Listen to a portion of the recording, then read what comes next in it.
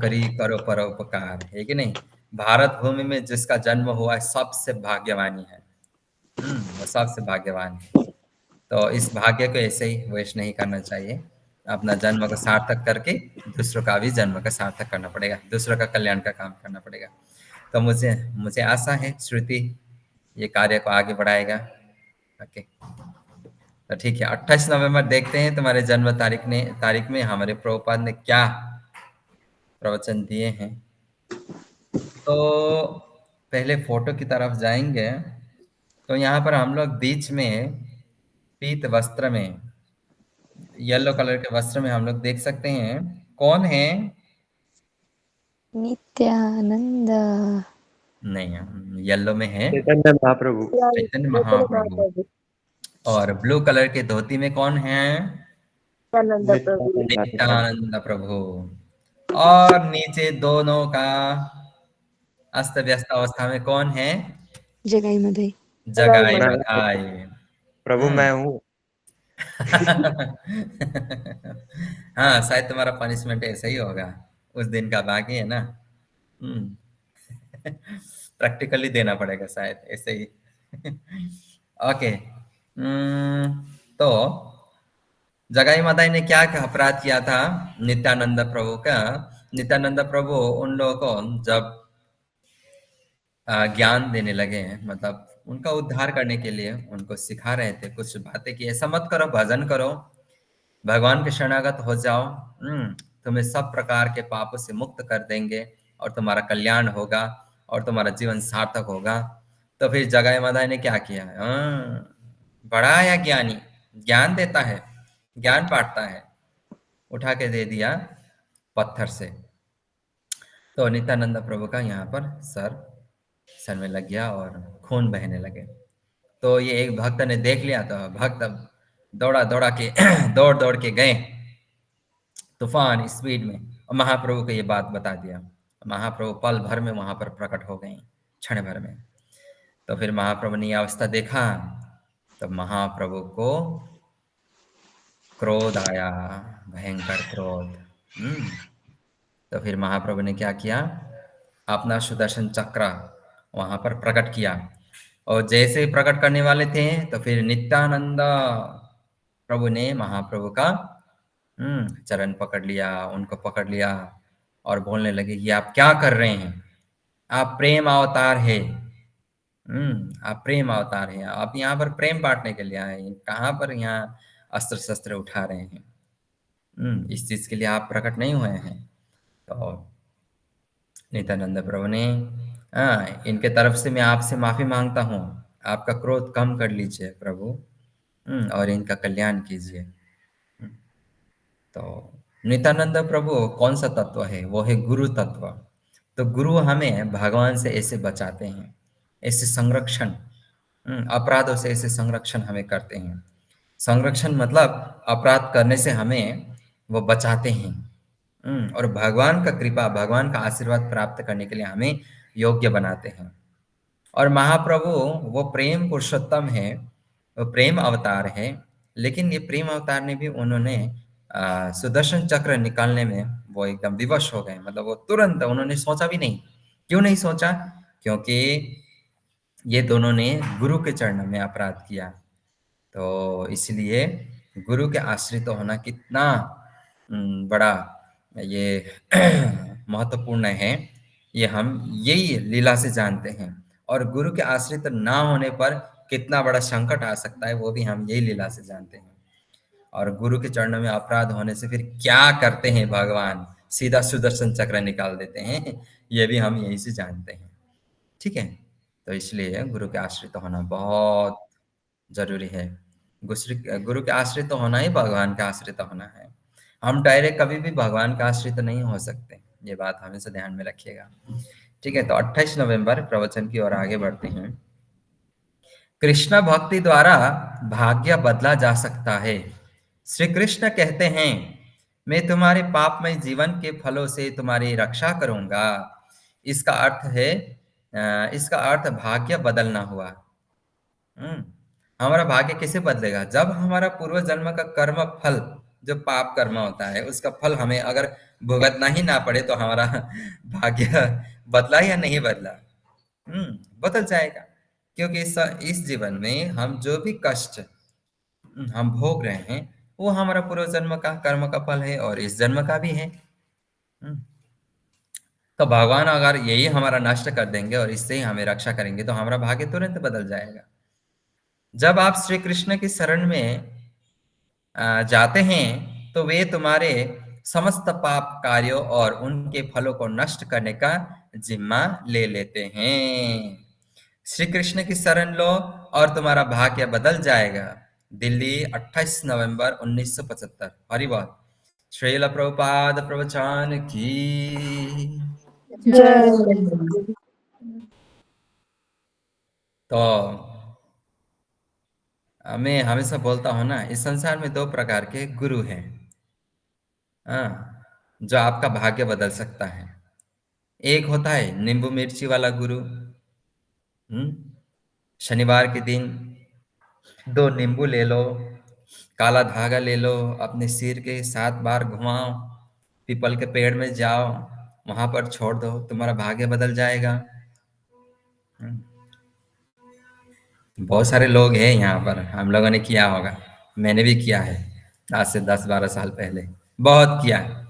15-16 साल की उम्र में मेरा मम्मी इसमें बहुत विश्वास रखती थी ना, तो माँ ने कराया बहुत ज़्यादा। और एक होता है इस तरीके से भाग्य बदलने का कोशिश करता है, और दूसरा है जो हमें कृष्ण के चरणों में पहुंचा देता है और भाग्य बदलता है। कौन सा परमानेंट है? सेकंड नंबर वाला। सेकंड नंबर वाला, क्योंकि भाग्य दूसरा का वाला। विधाता ही भगवान है। हाँ, ये काला धागा से नींबू मिर्ची से हमारा कहाँ भाग्य बदलने वाला है? हमारा भाग्य तब बदलेगा जब हमारा कर्म बदलेगा। हम्म पीपल के पेड़ में जाइए, 1000 फीट का वहां पर, 1000 मीटर का वहां पर धागा बांधिए और फिर आइए, पाप कर्म में लिप्त हो जाइए। कहाँ भाग्य बदलने वाला है आपका? कर्म बदलेगा तो भाग्य बदलेगा। कर्म बदलना मतलब क्या? सिंपल है, कृष्ण के लिए कर्म करना। हम लोगों ने पढ़ा ना 2-3 दिन पहले, और कितने टाइम से ये कर्म के बारे में मैं पढ़ाते आ रहा हूँ। श्री कृष्ण के लिए कर्म करना ही कर्म की पूर्णता है। 46 में पढ़ा ना, 45 में हम लोगों ने 18.45 46 एक्सप्लेन किया आप लोगों को। तो इसलिए भाग्य बदलना है तो अपना कर्म को बदलिए, कर्म को बदलना है तो अपना कर्म भगवान श्री कृष्ण को समर्पित करते हुए जीवन में आगे बढ़िए, बस सब कुछ बदल जाएगा जीवन में। भाग्य क्या बदलना? कृष्ण को, कृष्ण का नाम जपना ही सबसे बड़ा भाग्य है। कृष्ण का नाम हमारे मुख में आ रहा ही है, ये आ रहा है, इससे बड़ा सौभाग्य क्या है? आपका घर का ही लोग कृष्ण का नाम नहीं लेते, आप दिन में 16 माला कर रहे हैं, 25,000 बार भगवान का, 27,208 ऐसे कितना बार होता है 16 माला करने से? तो सोचिए, इतना बार आप, इससे बड़ा सौभाग्य आपको क्या चाहिए?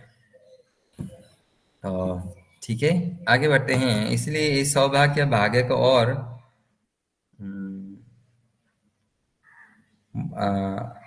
आगे बदलने के लिए हम लोग क्या करते हैं? भगवद गीता का पाठ करते हैं। ठीक है, द्वादशी पारण कर लीजिए। जिस दिन भक्तों ने द्वादशी पारण नहीं किया है, पारण कर लीजिए। अभी सिर्फ 2 मिनट बाकी हैं, फिर बाद में पूछेंगे, ओ प्रभु जी मुझे मालूम नहीं था, अभी क्या करना चाहिए? ठूसना चाहिए। अभी क्या करना चाहिए उसके बाद? वही तो बोल सकता हूँ।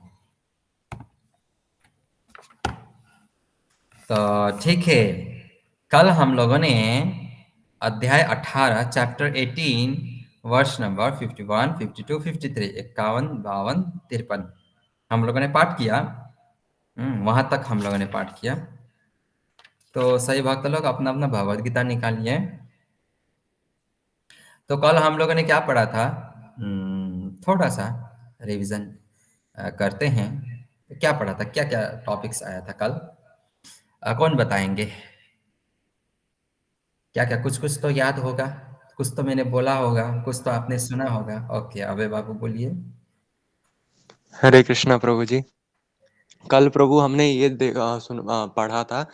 मैं 51, 52 और 53 का ही बता रहा हूँ प्रभु। पहले हम्म कि बुद्धि से शुद्ध होकर व्यक्ति जब धैर्य पूर्वक अपने कर्म को करता है प्रभु, तो हम्म और बिना मिथ्या अहंकार के, मिथ्या गौरव के, और अपने शुद्ध चेतना के साथ जब वो भगवान का साक्षात्कार करता है, मतलब ये जितनी भी चीजें हैं, मिथ्या अहंकार को छोड़ करके, द्वेष को छोड़ करके, फिर उसके बाद हमारे जितने भी एकांत स्थान में वास करना होता है बेसिकली, मतलब प्रभु आपने कल ये भी बताया था कि एकांत स्थान में वास करने का मतलब हम हजारों की भीड़ में भी रहते हुए भी भगवान का नाम जपते हैं, तो वो भी एकांत स्थान का ही माना जाता है। और थोड़ा अपने शरीर, मन और वाणी पे जितना संयमित रहता है व्यक्ति, उससे प्रभु हमारा आत्म साक्षात्कार स्टार्ट होता है। हरी बॉल, हरी बॉल, गुड। ये होता है याद करना पढ़ाया हुआ चीज़ों को। हरी बॉल, ओके। तो ठीक है, आज हम लोग आगे बढ़ते हैं। 18.54।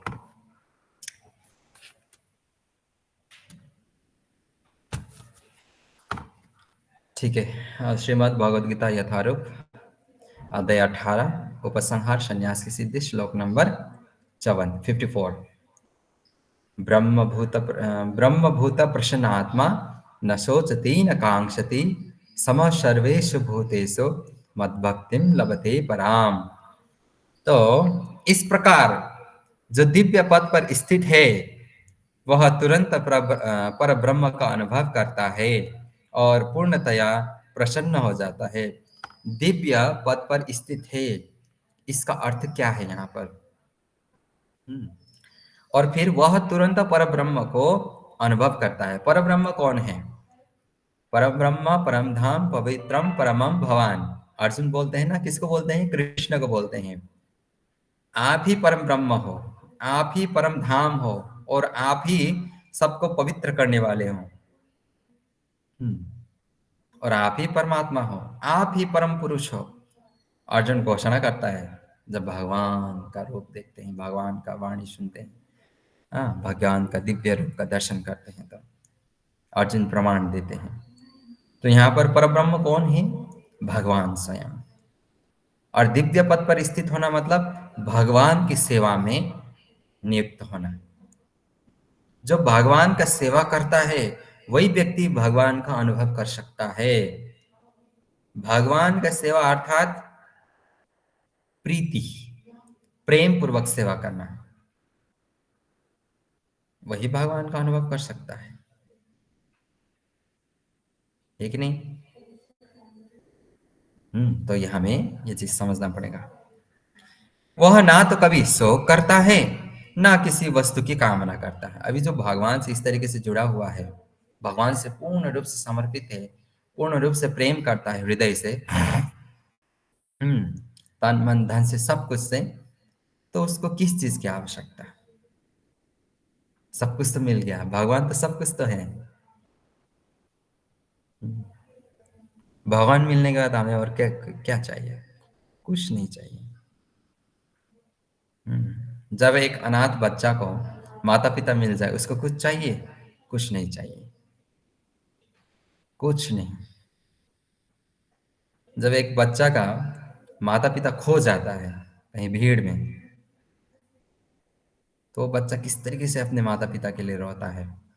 उसको उस समय करोड़ों रुपया दो, वो नहीं लेगा। नहीं, मुझे मम्मी के पास जाना है, मुझे पापा के पास जाना है, मम्मी पापा करता फिरेगा। जैसे हम लोग ही बचपन में जब सोते थे, और उठने के बाद मम्मी नहीं दिखाई देता था, तो हम लोग कितना रोते थे, है कि नहीं? मम्मी मम्मी करते। तो इसी प्रकार से ना किसी वस्तु की कामना करता है, ना तो शोक करता है। क्योंकि उसके भगवान भगवान मिलने के बाद फिर तो किस चीज़ का शौक, किस चीज़ की इच्छा? वह प्रत्येक जीव पर समभाव रखता है। वह प्रत्येक जीव पर समभाव रखता है, अर्थात समान भाव सबके प्रति। उस अवस्था में वह मेरी शुद्ध भक्ति को प्राप्त करता है। उस अवस्था में वह मेरी शुद्ध भक्ति को प्राप्त करता है। निताय गौर प्रेमानंदे। हरि बोल। हरि हरि बोल। हरि बोल। हम्म, तो ठीक है।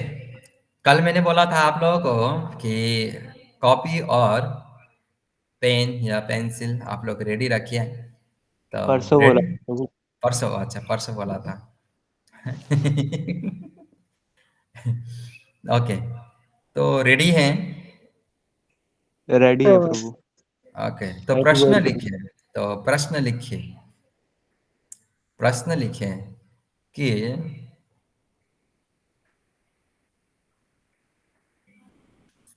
शुद्ध भक्ति कौन प्राप्त कर सकता है?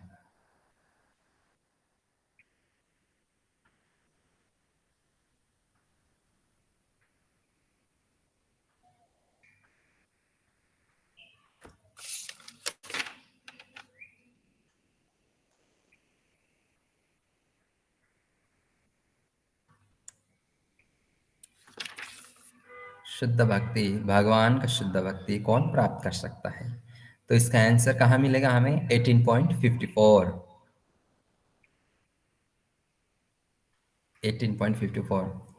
जो सब जीवों के प्रति समभाव रखता है, समान भाव रखता है, किसी प्रकार का द्वेष भाव, राग भाव, अहंकार का भाव, मिथ्या अहंकार का भाव नहीं रखता, और जो भगवान की सेवा में चौबीसों घंटा नियुक्त रहता है, जो चौबीसों घंटा भगवान का भजन करता है और किसी के प्रति द्वेष भावना नहीं रखता, और किसी प्रकार की जिसके हृदय में ना तो इच्छा, आकांक्षाएं, कामनाएं, भौतिक जो होता है नहीं रहता, और ना तो वो दुख आने पर शोक करता है, ना तो वो अ, अपार सुख मिलने पर वो ज़्यादा हर्षित होता है। तो ऐसा व्यक्ति जो हमेशा स्थिर रहता है, समान भाव में, समान स्थिति में रहता है, ऐसा ही व्यक्ति भगवान का शुद्ध भक्ति प्राप्त कर सकता है। जो सबके प्रति समान भाव रखता है, जो हर में कृष्ण को देखता है, हर किसी में कृष्ण को देखता है। तो 18.54।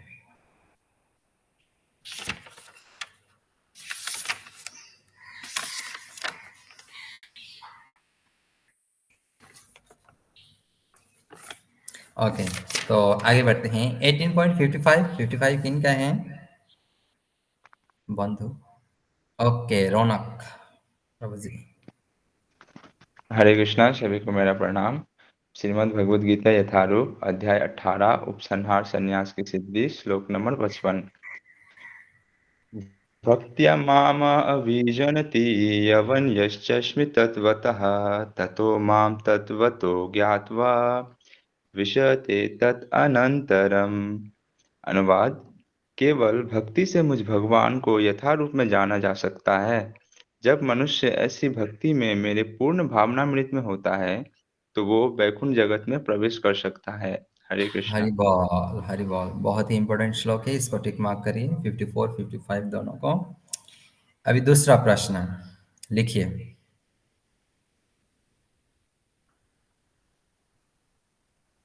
भगवान को किस प्रकार से जाना जा सकता है? भगवान को किस प्रकार से जाना जा सकता है? भगवान को किस प्रकार से जाना जा सकता है, तथा भगवान को कौन जान सकता है?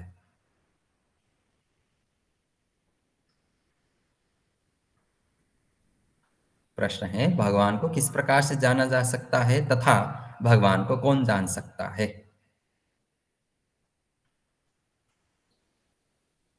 भगवान को किस प्रकार से जाना जा सकता है तथा भगवान को पूर्ण रूप से कौन जान सकता है?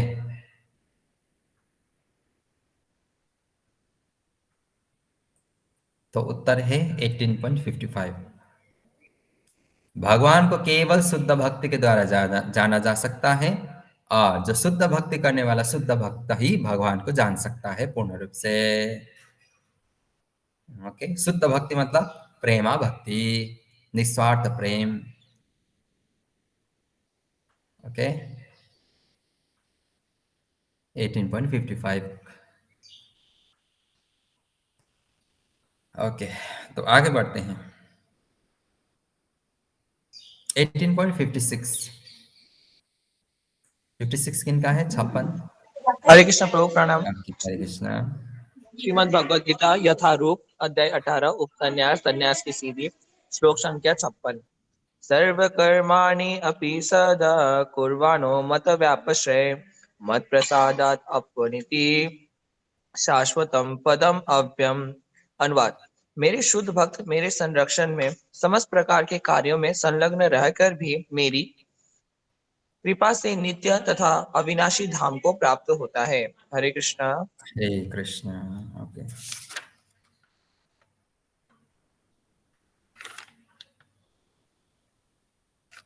तो अभी प्रश्न लिखिए। आध्यात्मिक जगत, आध्यात्मिक जगत जैसे वैकुंठ, गोलोक, वृंदावन, है ना। आध्यात्मिक जगत जैसे वैकुंठ, गोलोक, इसको आध्यात्मिक जगत बोलते हैं, जहां पर भगवान विराजमान है, भगवान के भक्त विराजमान है।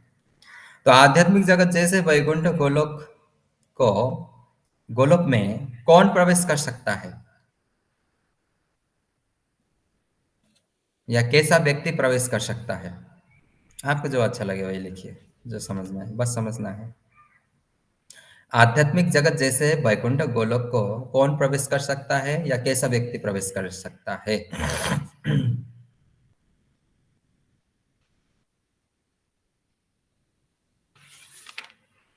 तो इसका उत्तर हमें 18.55 और 56 दोनों में मिलेगा। पहले तो जो भगवान का शुद्धि भक्त करता है, शुद्ध भक्ति, वो वैकुंठ जगत, भगवान के जगत में, दिव्य जगत में या आध्यात्मिक जगत में प्रवेश कर सकता है। और दूसरा, मेरा शुद्ध भक्त, जो भगवान का भक्ति करता है वही शुद्ध भक्त है, जो भगवान का शुद्ध भक्ति करता है वही शुद्ध भक्त है। और मेरा शुद्ध भक्त मेरे संरक्षण में, भगवान के संरक्षण में रहता है, भगवान का शुद्ध भक्त। तो समस्त प्रकार के कार्यों में संलग्न रहकर भी, क्योंकि शुद्ध भक्त भी है, वो अपना कर्म तो करता ही, कार्य तो करता ही है, लेकिन वो भगवान के संरक्षण में होने के कारण वो भगवान का शुद्ध भक्ति करते हुए, अपना कार्य को भी करते हुए, वो क्या करते हैं? मेरी कृपा से, भगवान की कृपा से मेरे नित्य तथा अविनाशी धाम को प्राप्त करता है। ठीक है, मेरे नित्य तथा अविनाशी धाम को प्राप्त कर सकता है, करता है। बहुत सिंपल सी बात है। ठीक है, इसके बारे में मैंने आप लोगों को पहले ही समझा दिया, बहुत ज़्यादा एक्सप्लेन कर दिया है, तो इसलिए मैं अभी एक्सप्लेन नहीं कर रहा हूँ। तो ओके, तो अभी जाएंगे 57 में, श्लोक नंबर 57। हरे कृष्णा। सभी वैष्णव के चरणों में मेरा वैष्णव प्रणाम। भगवद गीता यथारूप अध्याय 18 उपसंहार संन्यास को पूर्णता श्लोक नंबर 57। चेतसा सर्वकर्माणि मयि संन्यास मतम परम बुद्धि योग योग पाश्चित्य माचित्य मनचित्यम सतत भव। अनुवाद। सम्पूर्ण कार्यका लागि ममा नै निर्भर हौ, म सधैँ संरक्षणमा कर्म गर, सधैँ मेरै संरक्षणमा कर्म गर। यस प्रकारको भक्तिमा रहेर म पतिको पूर्णतया चेतनाले युक्त हौ। हरे कृष्ण। हरे कृष्णा। बहुत बहुत धन्यवाद माता जी को। चेतसा सर्वकर्माणि मयि संन्यस्य मत्परः। तो इसका अर्थ क्या है? सारे कार्यों के लिए मुझ पर निर्भर रहो और मेरे संरक्षण में सदा कर्म करो। इसका ये जो पहला लाइन है उसको हमें समझना पड़ेगा। भगवान ने क्या बोला? सारे कार्यों के लिए मुझ पर क्या रहो, निर्भर रहो। इसका मतलब क्या है? इसका मतलब ये है कि हम जब कार्य करेंगे, कोई कर्म करेंगे, मैं स्वामी हूं, मैं कर रहा हूं, मैं कर्म कर रहा हूं, ये भावना हमें छोड़ देना चाहिए। मैं कर रहा हूं, मैं स्वामी हूं, नहीं, कृष्ण मेरे स्वामी हैं और मैं कृष्ण के लिए कर रहा हूं, ये भावना लाना चाहिए। जब हम कृष्ण के लिए कर्म करेंगे तो कृष्ण हमारे संरक्षण के लिए कर्म करेगा, कार्य करेंगे, अर्थात वो हमें संरक्षण प्रदान करेंगे। जैसे कोई एक व्यक्ति है, जैसे मेरा पत्नी है, अगर मेरा पत्नी मेरे लिए कार्य करता है तो मेरा पत्नी का जो भी वो कार्य करते हुए कोई गलत चीज हो जाता है, कोई सही चीज होता है, उसका सब जिम्मेदार मैं हो जाता हूँ, क्योंकि वो मेरे लिए कर रही है तो मुझे उसका जिम्मेदारी उठाना ही पड़ेगा। हम्म, अगर वो मेरे लिए कर्म कर रही है तो मुझे उसका जिम्मेदारी उठाना ही पड़ेगा। क्यों? क्योंकि वो मेरे लिए काम कर रही है। हम्म, जैसे कोई कंपनी का मालिक हो, स्टाफ किसके लिए काम कर रहा है? कंपनी के लिए, वो मालिक के लिए, कंपनी मतलब मालिक के लिए काम कर रहा है।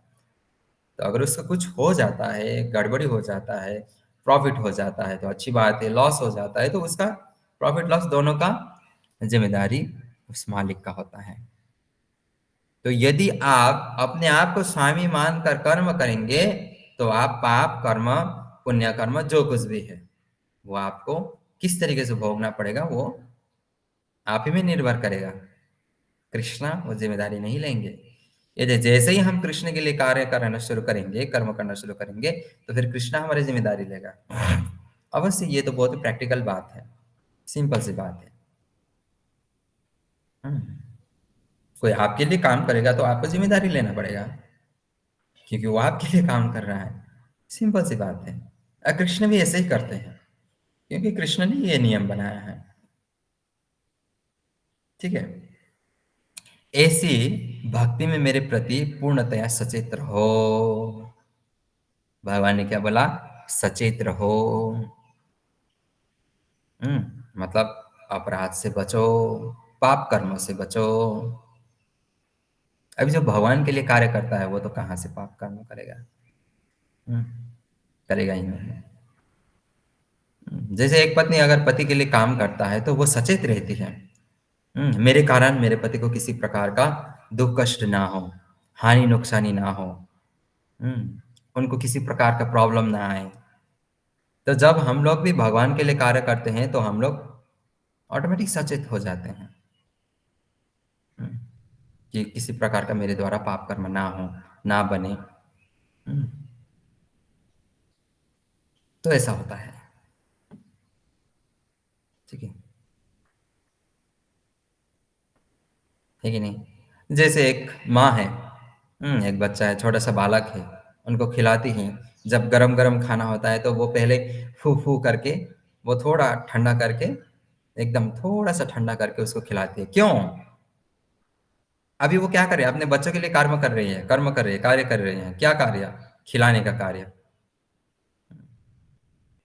तो उसको उसके जिह्वा में, उसके होंठ में वो जलन ना हो, इसलिए वो गरम गरम चीज को क्या करते हैं? फूक फूक कर वो खिलाते हैं। सचेत रह गया ना? कार्य करते करते वो सचेत भी रहती है, सचेत रहा वो।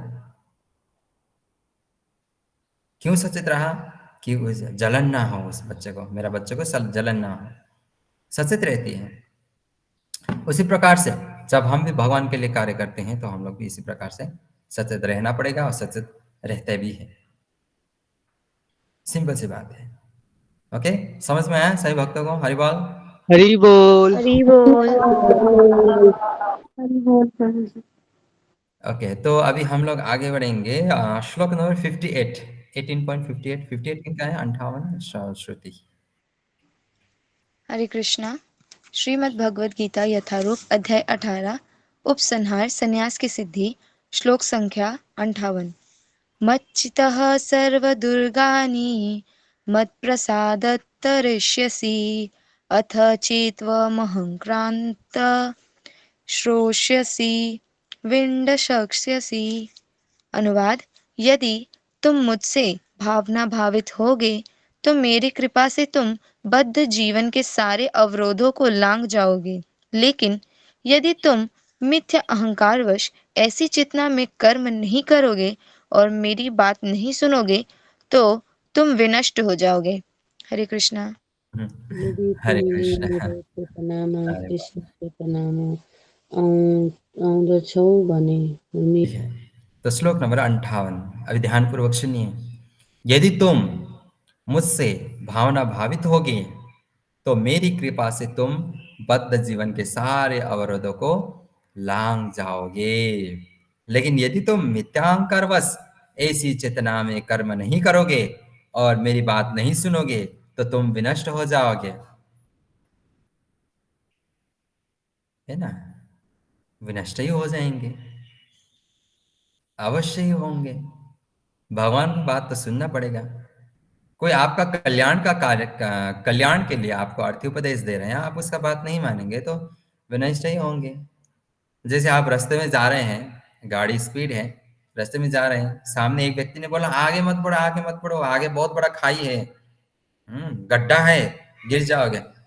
अब आप बोलेंगे तू कौन होता है मुझे सिखाने वाला, मेरा गाड़ी मेरा मर्जी, तू सिखाएगा, तू मेरे को ऑर्डर देगा, बोल के जाएगा, तब कहाँ जाएगा, गड्ढा में गिरेगा, मर जाएगा। सिंपल सी बात। जो व्यक्ति आपको गड्ढे में गिरने से बचा रहा है उसका बात नहीं सुनेंगे तो आप तो गड्ढे में ही गिरेंगे ना। अब भगवान यही काम करते हैं हम लोग को, ये भंवर सागर से निकलो, ये मृत्यु के लोक से निकलो, मेरे धाम को आओ। अभी आप बोलेंगे ए हीरो बनता है तू, अपने आप को भगवान मानता है, मुझे सिखाता है, बोलेंगे तो फिर चल भाई तू ही हीरो, तू ही भगवान, जा जी ले अपनी जिंदगी। अगर ऐसा कर देंगे भगवान तो फिर आप तो हालेलुया हो जाएंगे, हो जाएगा काम फिर आप लोगों का, हम लोगों का। ये करने की वजह से तो आज हम लोग फिर इस संसार में आए हैं, भगवान का बात ना मानने के कारण फिर से हम लोग इस संसार में आए ना, है कि नहीं? दुख कष्ट झेल रहे हैं। आप लोग क्या बोल रहे हैं, प्रभु चैंटिंग करने का टाइम नहीं मिल पा रहा है, सुबह से काम शुरू हो जाता है रात को। तो इसीलिए यही गाइड करने के लिए भगवान गुरु के रूप में आते हैं सबको। प्रभुपाद आए, उन्होंने हमको एक डायरेक्शन दिखाया, इस मार्ग में चलो तो तुम्हारा कल्याण। आप बोलेंगे ए प्रभुपाद तो हीरो बनता है, आप बोलेंगे तो फिर हो गया, आप तो जीरो हो जाएंगे। असल में प्रभुपाद हीरो ही है, सुपर हीरो है कि नहीं? अंदर से पैंट लगाकर, अंदर से रबड़ का प्लास्टिक लगाकर, ऊपर से चड्डी लगाकर लाल कलर का, ऐसे करके वो है सुपर हीरो। सुपर हीरो बाहर से लाल चड्डी पहनता है, ऐसा हमारा हीरो होता है, सुपर हीरो होता है। कितने को बचाएगा वो अकेला? हाँ, वो कितनों को बचाएगा अकेला? सुपरमैन है ना, ऐसा करता है। वो तो कपड़ा पहनना ही ढंग से नहीं सिखा पा रहा है।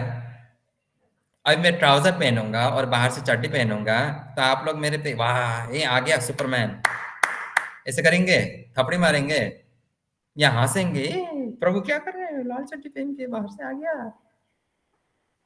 माता जी लोग इससे करेंगे। वो ढंग से आपको कपड़ा पहनना नहीं सिखा पा रहा है, आपको जीवन जीना क्या सिखाएगा? प्रभुपाद ने हमको क्या सिखाया? जीवन को कैसे जीना है।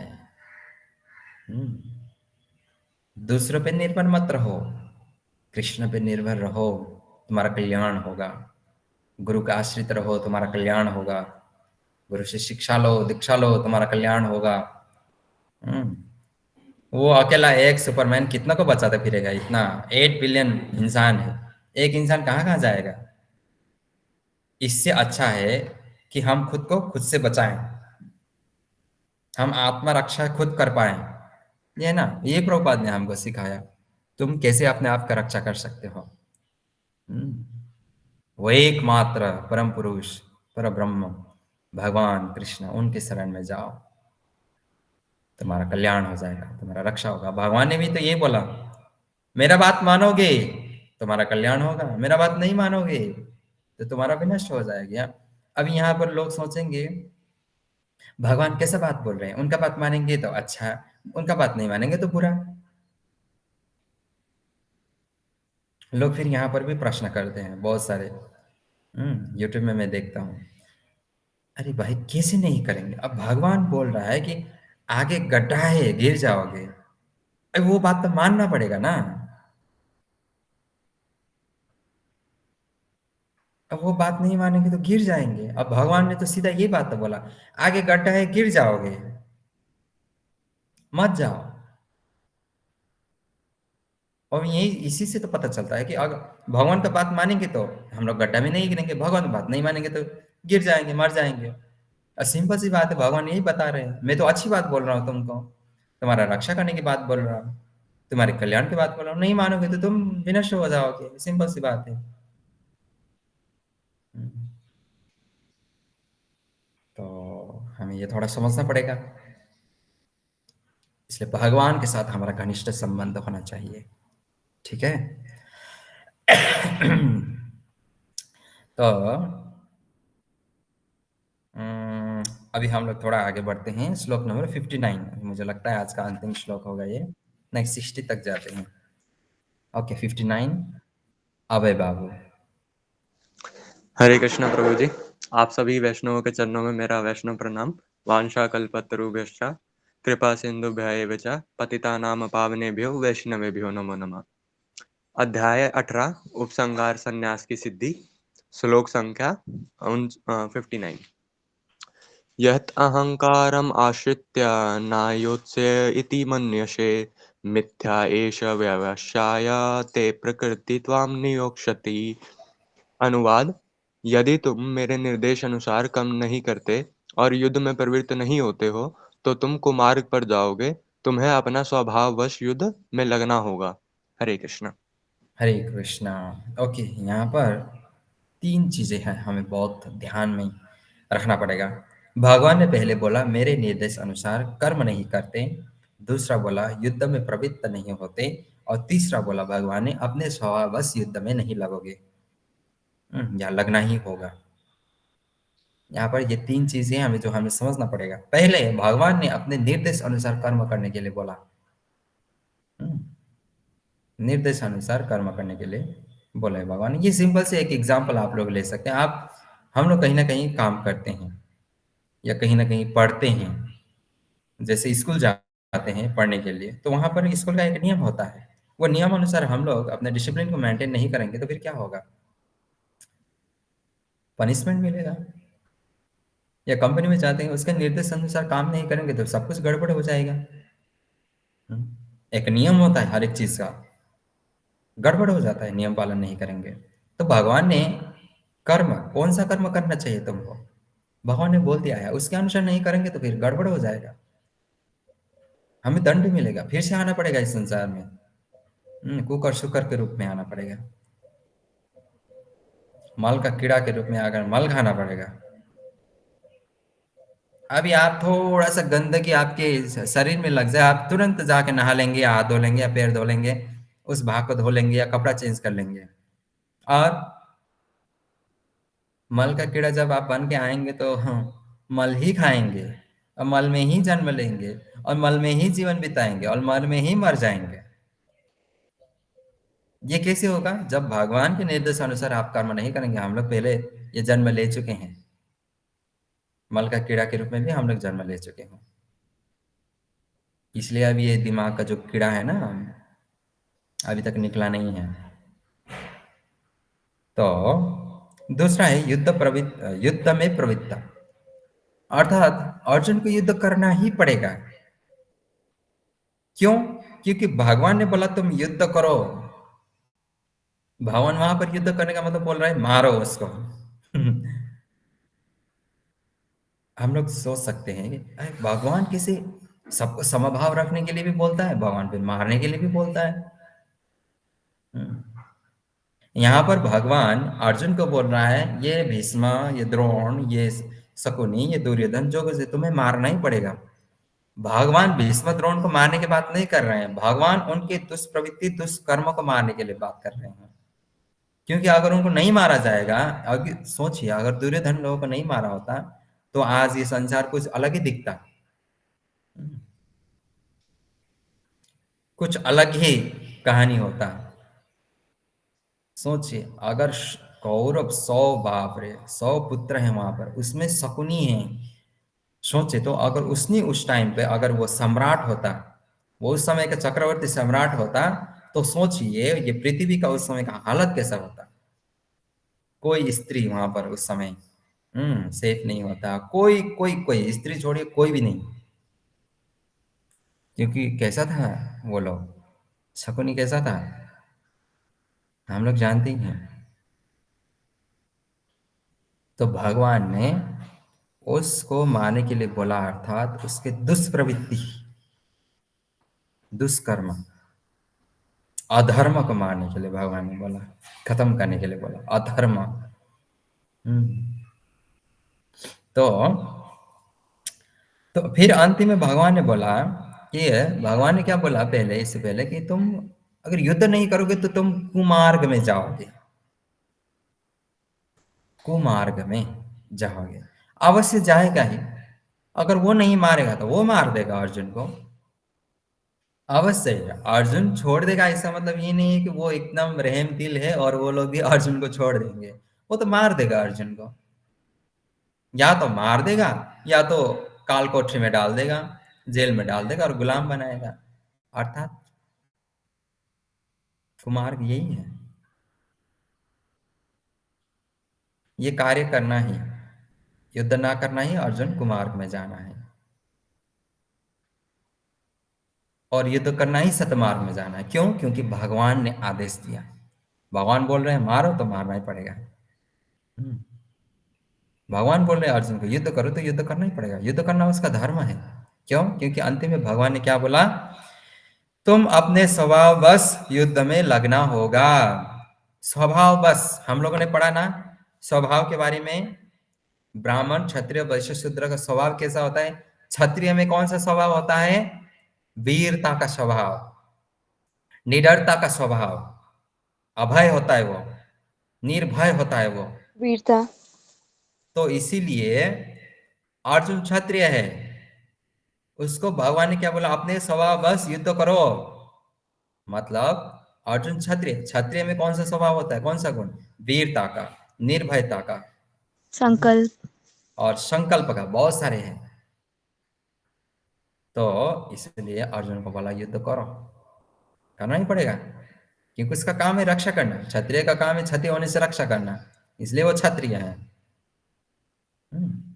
ब्राह्मण का काम है ब्रह्म का ज्ञान देना, इसलिए वो ब्राह्मण। समझ बात को। तो इसीलिए हम लोग थोड़ा आगे बढ़ते हैं, श्लोक नंबर 60, आज का अंतिम श्लोक हमारा।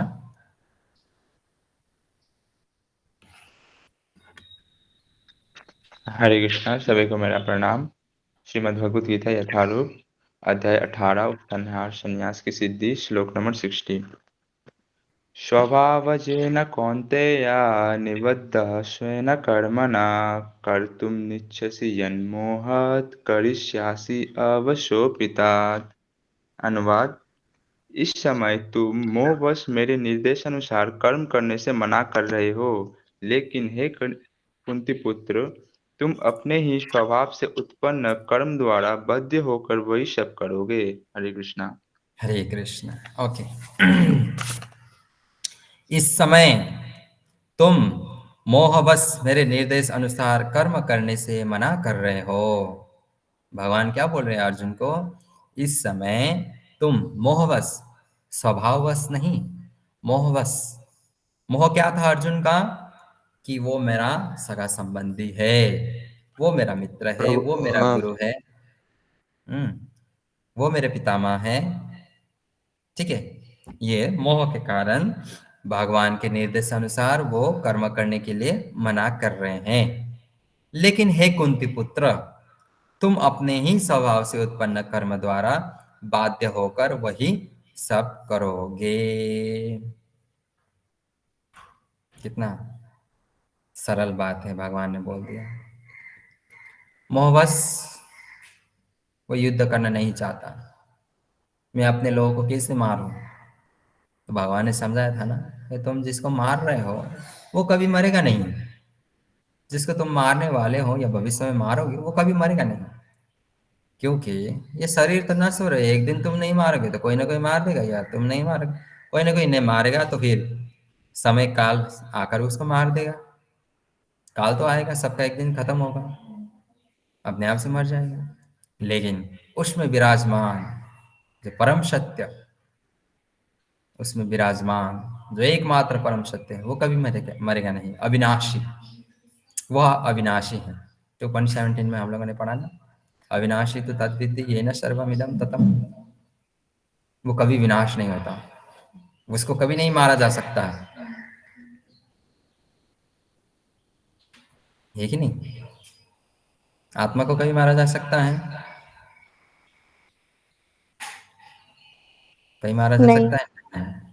इसका एक श्लोक था, किस किस को याद है?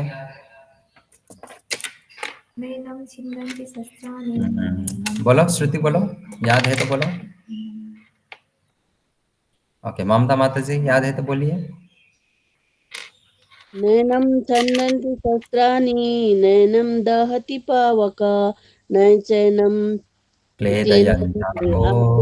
शोषति मारुतः। हरि बोल, हरि बोल। एक बार जोरदार ताली होना चाहिए। हरि बोल, हरि बोल। हरि बोल। हरि बोल। फुल वाला अच्छा।